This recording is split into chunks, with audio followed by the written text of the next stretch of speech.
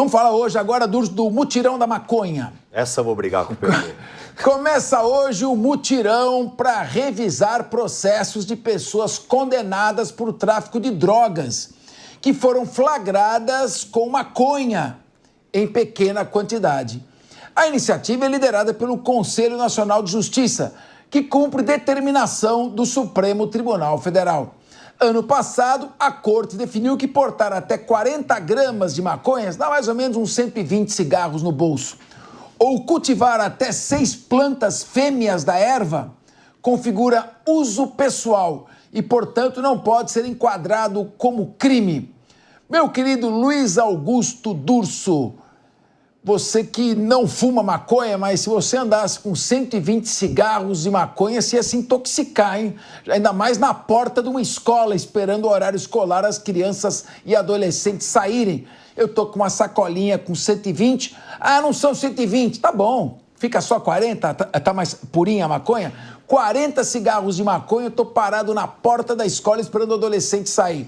A polícia abaixa e falou, é para uso próprio, titio. Queria te ouvir. Capês, não só não fumo, como nunca fumei, nunca experimentei nenhum tipo de droga. É interessante, Capês, porque sua crítica é com relação à quantidade e a cervejinha, sim. E é difícil a gente colocar como regra geral uma quantidade, porque você bem deu um exemplo em que os fatores ali dos fatos, né, as situações relacionadas aos fatos, comprovam que aquele indivíduo tinha interesse em vender. Vale dizer, aplicar uma regra geral pela quantidade é injustiça. E o mutirão é isso. Eles vão pegar todos os processos do indivíduo que foi condenado naquela porcentagem, naquela quantidade, e vão imediatamente absolver ou imediatamente tentar reverter ali eventual condenação. E isso é um problema, Capês, porque às vezes os fatos ali em torno da situação comprovam que tinha sim a vontade do comércio, do tráfico, seja o que for. Então, eu não gosto dessa modalidade mutirão. Mutirão é julgar em bloco. Mutirão é pegar um monte de processo parecido e aplicar uma regra geral. Mas e como fica a individualização, a análise pontual, um a um? Então, o mutirão é uma determinação do Supremo, já foi julgado dessa forma, essa quantidade é a que se aplica como uso, e aí, quem sabe, pelo bom senso dos juízes, eles analisam os outros fatores fora do mutirão que levam à possibilidade da responsabilidade pela venda, pelo tráfico, seja o que for. Mas eles só estão, o CNJ aí, obrigando a aplicar o que já foi decidido pelo Supremo com relação ao uso da maconha no país. Agora, Ricardo Rosso, para o pessoal que está naquela narrativa das velhinhas com a Bíblia na mão, vai começar a discussão. Quer dizer, então, que 40 cigarros de maconha no bolso é menos perigoso do que a Bíblia para ir para a cadeia? Claro que é uma provocação, mas vai dar narrativa, né? Vai dar narrativa, não são 40, Capês, são 120. Dá para enrolar até 120 aí com os 40. É que eu tô falando a maconha, que nem essa que apareceu, a maconha da purinha. Agora, a primeira pergunta que eu quero fazer é de onde saiu essas 40 gramas? Qual foi o fundamento técnico, qual o estudo que o Supremo Tribunal Federal decidiu? O Supremo decidiu legislando, que isso seria competência do Congresso Nacional, depois de discussão pública, com pessoas técnicas, entendendo a lógica, para se chegar realmente a uma quantidade, se for o caso, uma quantidade que faça jus aí. O Supremo decidiu entender da vontade e da cabeça de algum ministro, 40 gramas, pode chegar a 120 cigarros. O que vai acontecer nesse mutirão, na minha opinião, é que vai liberar um monte de traficante, um monte de pequeno traficante que tinha a intenção de traficar e que foi preso. Óbvio que pode ter, no meio dessa liberação, pessoas que eram usuários. Pode, mas na minha opinião vai liberar um bando de pequenos traficantes, porque 40 gramas de maconha é uma quantidade significativa, ninguém sabe tecnicamente de onde saiu esse número, de onde o Supremo tirou da cartola da cabeça de alguém e chegou a 40 gramas e agora vem uma canetada no mutirão. Concordo com o Durso, acho que mutirão não é o melhor caminho, não tem individualização ali caso a caso para saber se tinha intenção de traficar, se as condições giravam em torno dele ser de fato um traficante ou um usuário, que para mim seria o mais lógico de se identificar aí. Na minha opinião, vai liberar um bando de traficantes às ruas novamente. David Tarso, agora parece que vai quebrar o pau entre você e o Felipe Monteiro. David, você faz cobertura de crime organizado. Hoje a gente estava conversando antes, ali na maquiagem, que se vai ser uma foto. Se fizer um sinalzinho diferente, nem vou fazer aqui, você pode ser morto. porque as organizações criminosas não admitem que você faça um sinal ou outro que vão te matar. O crime organizado está faturando o quê? 300 bi por ano de lavagem de dinheiro? E nós estamos aí na contramão do negócio, quer dizer, está dificultando a polícia trabalhar com traficantes de maconha. A principal atividade do crime organizado ainda continua sendo o tráfico de drogas, né? E essa ação, ao meu ver, é um fruto que realmente, para que a gente viabilize cada vez mais o tráfico crescendo.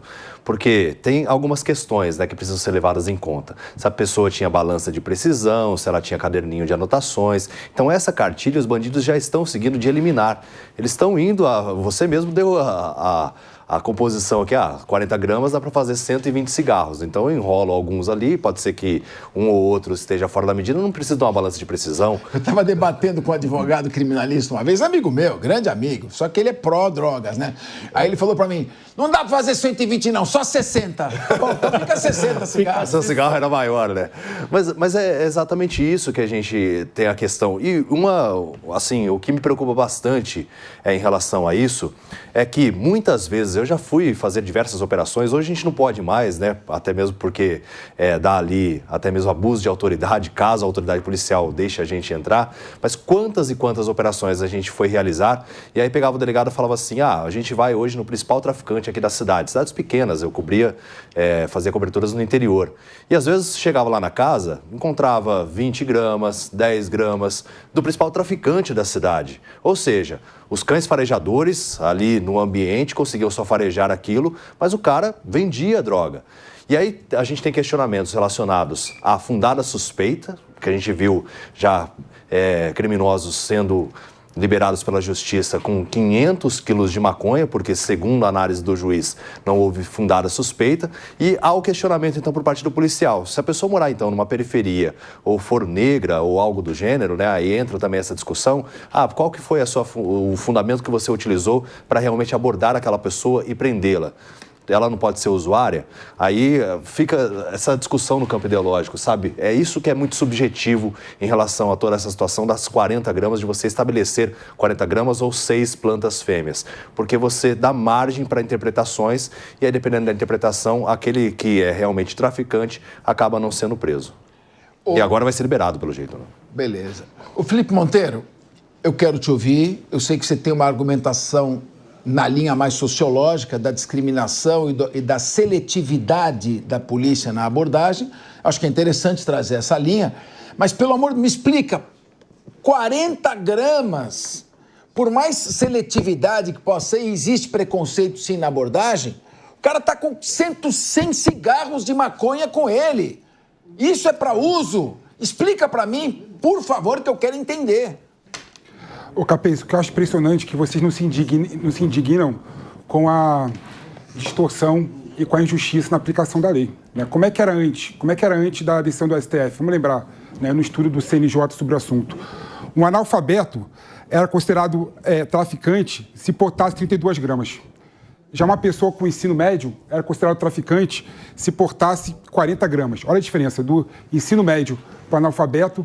O cara que tinha o ensino médio completo podia ter 8 gramas a mais, que era considerado usuário. Você viu isso? E uma pessoa, está no estudo do CNJ, que pautou a decisão do STF, então está explicado agora por que que deu os 40 gramas. Não foi do nada, da cartola. Produção, se puder, divide a tela. Felipe Monteiro e David de Tarso, por favor, eu quero esse embate aqui com a palavra Felipe Monteiro. E tem mais, né? Além do ensino médio, do analfabeto, o cara era considerado traficante que tinha ensino superior se portasse mais de 49 gramas de maconha. Olha a injustiça na aplicação de uma lei que deveria ser a mesma para todo mundo. A gente sabe que analfabeto no Brasil são os negros e pobres. Quem tem ensino médio no Brasil são os negros e os pobres, né? Os ricos, na sua grande maioria, têm ensino superior, não é? Então, essa aplicação antes da decisão do STF colocava como traficante usuários negros e pobres. Então, essa decisão do STF, na minha hora de ver, uniformizou a aplicação.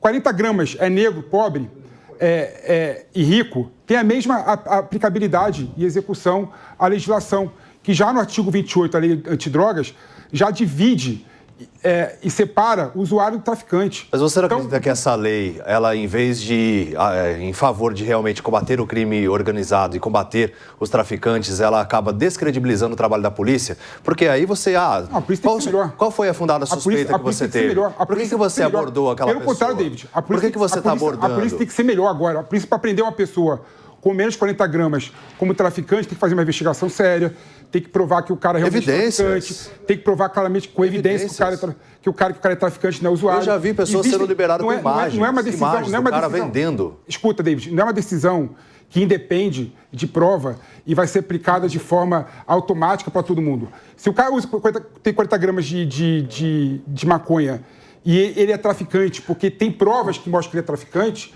ele vai ser preso. Felipe, eu queria fazer uma pergunta para você. Eu queria pedir licença para o David.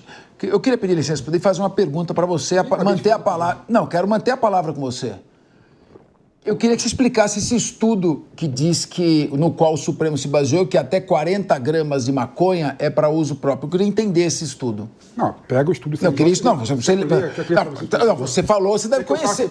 Não, se você falou, você deve conhecer esse estudo. Você não conhece o estudo. Claro que o estudo. Porque, com todo respeito, com todo respeito... O que o estudo fez? O estudo pegou todas as ocorrências policiais que teve no Brasil, né?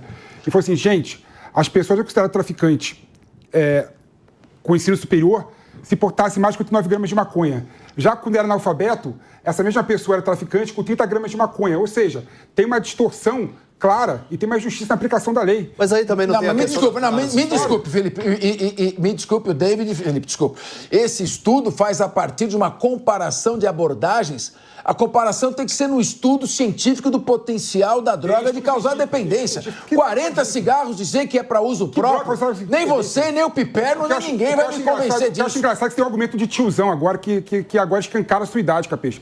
Fala que traficante vai andar na porta da escola 40 gramas de maconha. Claro que não. Ô, Pepe, mas aí... Os estudantes têm o WhatsApp do traficante, tem a internet lá que consegue comprar direto. Pepe, mas aí quando a pessoa... então agora... Não é na escola, não. Os pais podem, então... Olha, pais, podem ficar tranquilos que não tem mais traficante na porta de escola. Agora, é papo de tiozão, não de promotor. Não tem. Queria te ouvir. Não, a fundada suspeita, quando o policial te aborda, ele pergunta, para onde você está indo? Tô indo ali visitar a minha avó. Aí, o que você faz da vida? Eu sou jornalista, trabalho na Jovem Pan. Tá, sua atividade remunerada é essa. Tudo bem. Aí tá livre. Aí você pega uma pessoa... Não é uma questão de discriminação. Você trabalha? Não trabalho. O que você faz? Eu sou analfabeto, não trabalho, não faço nada. E você tá com 30 gramas de maconha para uso próprio? É exatamente isso.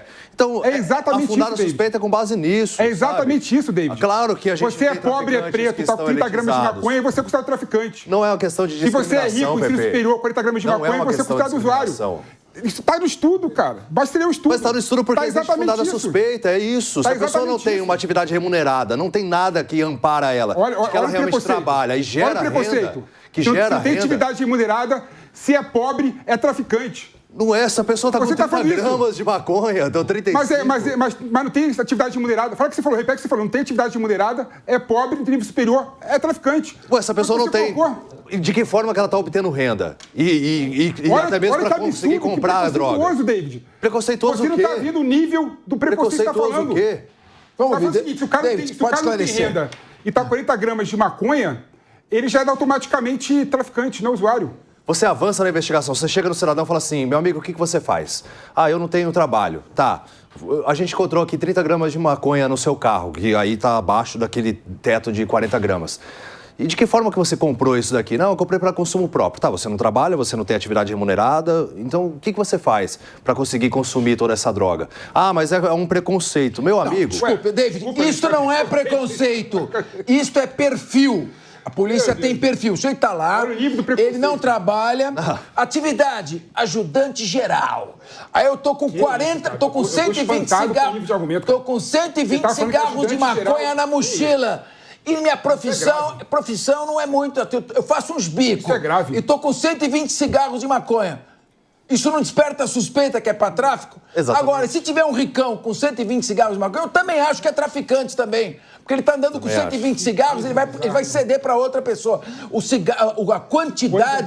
A quantidade é um dos elementos mais importantes para definir se é tráfico ou não. Dói na minha alma agora. Quer dizer, então, que a questão é financeira mesmo. Por isso que não é de financeira, é da quantidade da droga. 30% constante de obra. A quantidade que ele está aportando. O cara ajudante de obra tem 30 gramas de maconha, ele era considerado traficante antigamente. E o cara rico, branquinho, ensino superior, com 49 gramas de maconha, era considerado usuário. Vocês não se indignam com isso? Vocês ficam bravos com isso? Claro que tem que se indignar. Pepe, eu já fui abordado, eu nunca fui analfabeto. O critério é objetivo, a questão é objetiva. Claro, se a investigação provar que o cara é traficante, seja com nível superior ou analfabeto, tem que prender o cara e tem que enquadrar como traficante. Exatamente. A questão é simples. Exatamente. Agora, se o critério for somente a droga portada, aí a decisão do STF está certa. Ô, Durso, eu vou te dar a palavra, que eu só queria falar uma coisa. O argumento do PP diz que é objetivo. Eu vou dar um argumento legal, que está na lei, que o Supremo aplica a lei, né? Para determinar se a droga se destina a uso pessoal, o juiz atenderá à natureza, à quantidade, ao local, às condições em que se desenvolveu a ação, às circunstâncias sociais, às circunstâncias pessoais, à conduta e aos antecedentes. Não, você não entendeu. Tudo isso está escrito na lei. Está escrito na lei. O juiz, no momento que vai determinar se é tráfico ou porte para uso próprio, ele analisa todos os aspectos que o David Ritardo colocou. E a quantidade não é um fator exclusivo, mas é um fator decisivo e você tem a palavra. Você tem a palavra. Completamente errado. A decisão do STF só se aplica quando o único critério que tem é a quantidade de drogas que a pessoa está se portando. Ou seja, circunstância não tem nada, o local não tem nada. A única coisa que tem objetiva é a quantidade de drogas. Então, colocou o mesmo critério para todo mundo. Preto, pobre, ensino superior e analfabeto. Essa é a questão. Senhores, não existe possibilidade de analisar só pela quantidade. Sempre serão considerados todos os aspectos. Capês. A decisão é essa. Durso, você que ainda não falou, e depois temos que encerrar o programa, porque já estamos estourando o tempo. Por favor. Vendo de fora aqui rapidamente, com relação ao estudo, eu não desconfio dos dados, porque realmente tem em muitas varas, até às vezes no trabalho da polícia, uma discriminação em relação à aplicação da lei penal. Acontece, a gente não pode dizer que isso não existe, acontece. Agora, a solução também não foi boa. O Supremo simplesmente coloca lá uma quantidade alta, achando que isso vai unificar e resolver o problema do tráfico no país. Também não é. Então, eu entendo o estudo do PP, mas eu acho que a solução dada pelo Supremo não foi a melhor dada. Eu concordo com você. Não dá para presumir que 100 cigarros de maconha é para uso. Claro que não.